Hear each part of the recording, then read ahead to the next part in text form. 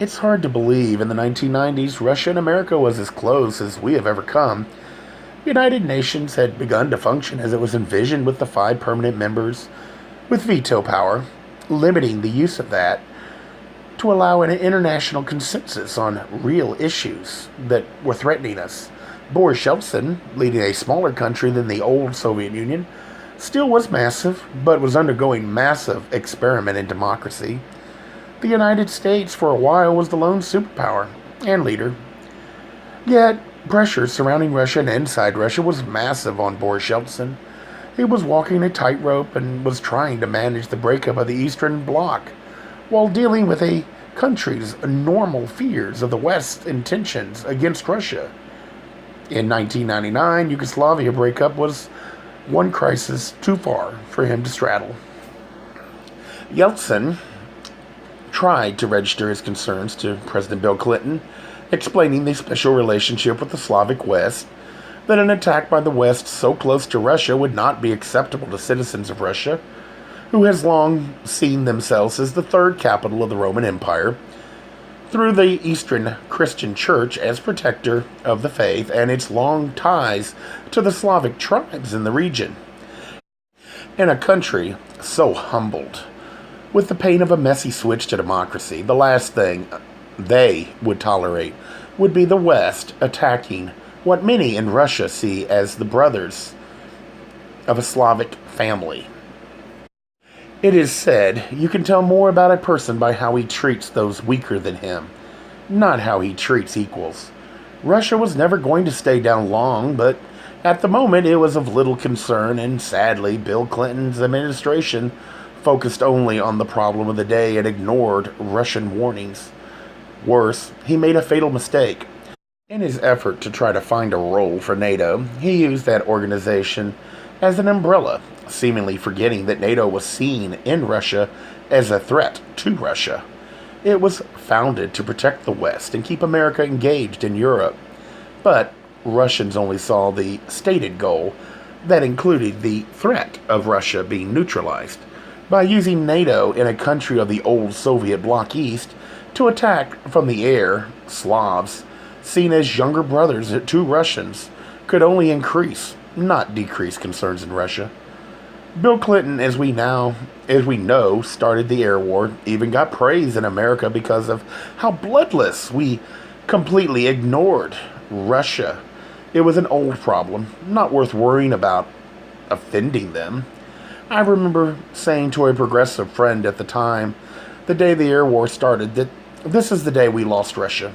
He got angry, said I was being stupid, but I knew from the Roman Empire, Byzantium, Catholic conversion, and the history of both Catherine the Great II in that line and Peter the Great that this would not disappear. Too often the arrogant West did exactly like Bill Clinton did. Russia was weak and the West does as it pleases. It started slow. The rise of Vladimir Putin had started in KGB shortly after the turmoil of the 90s.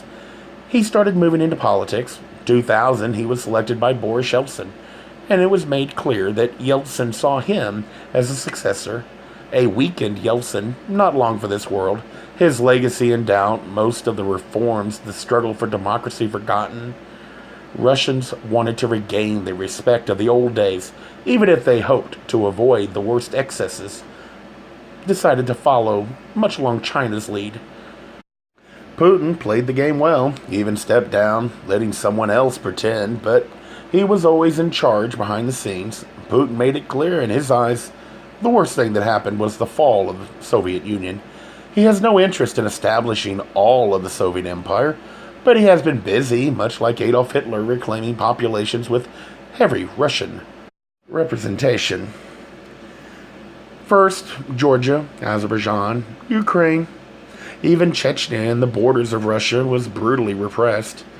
I hear many times threat of the next Adolf Hitler. In the United States today, I do not see Russia with the same rabid support like the Nazi Party had for Adolf Hitler, but I believe he has the personality of Hitler. I am reminded after World War I, Germany lost much land with the rise of Hitler's. His first goal was to bring back to Germany the populations now under foreign control.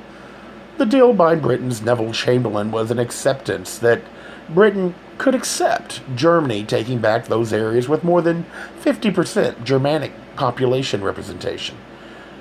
To me, we should not be looking for the next Adolf Hitler, but the next Neville Chamberlain, a person that knew what was happening was wrong, yet he purchased the short-term peace for Britain with the blood of nations unlucky enough to border Germany. One thing Hitler learned that day was he could do what he wanted as long as he pretended and talked of peace. Bullies never stop, they just become bigger bullies. Eventually, Hitler arrogantly overplayed his hand. Let's return to Vladimir Putin again, and now it's 2014, the Ukraine incident.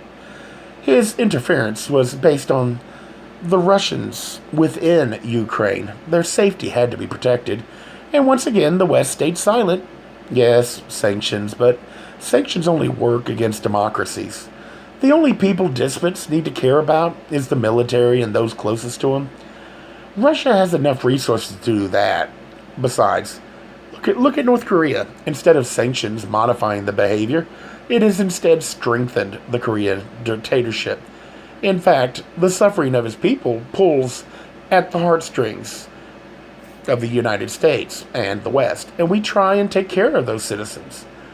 The silence in 2014, the mistake of the Red Line in Syria, allowed Russia to thrive.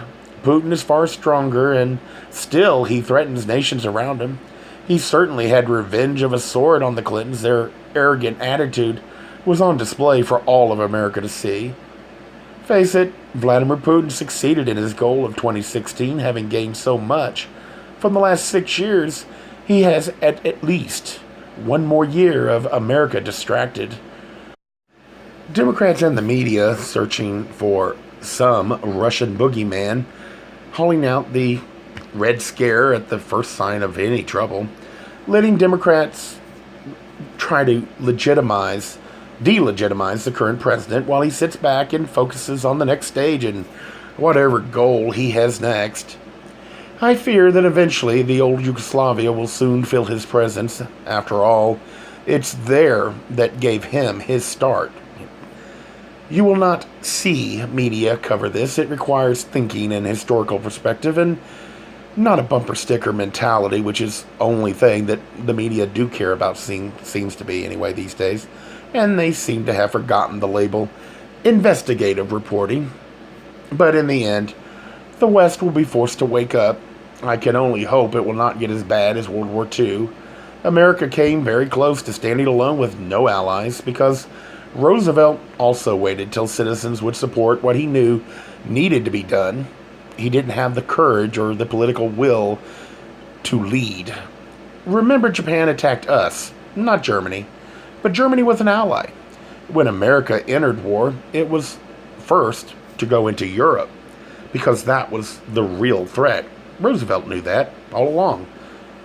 He just wanted the American citizens to be manipulated into allowing him to do what he knew had to be done all along so that he didn't pay a political price for it.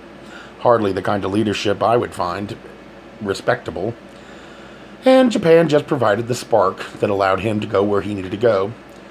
So much was lost over the last 2 decades, and I find it ironic that many in America today see Bill Clinton and Hillary Clinton as great at foreign policy.